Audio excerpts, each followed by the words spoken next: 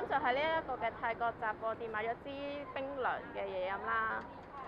咁大家可以估下呢一支係咩嚟嘅？因為其實我望佢個樣嘅時候呢，大家都會估呢一個忌廉啦，或者係檸檬嘅汽水咁嘅嘢啦。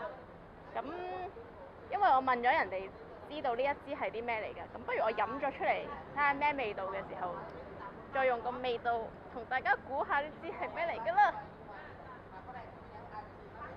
開唔到啊！有冇人可以幫到我啊？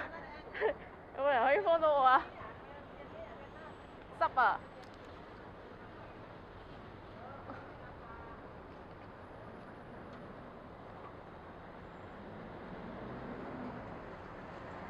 誒，飲落去呢，又係佢原本嗰隻嘢嘅味道嚟嘅喎。咁其實呢，呢一支呢係泰國版嘅寶礦力嚟嘅。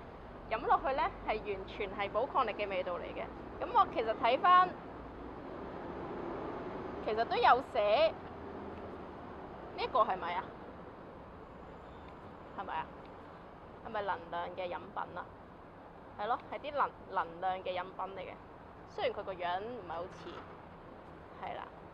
咁嚟到呢一個嘅九龍城度啦，大家都可以試下唔同嘅九龍，即係泰國嘅特別嘅唔同味道嘅感受啊，就係咁。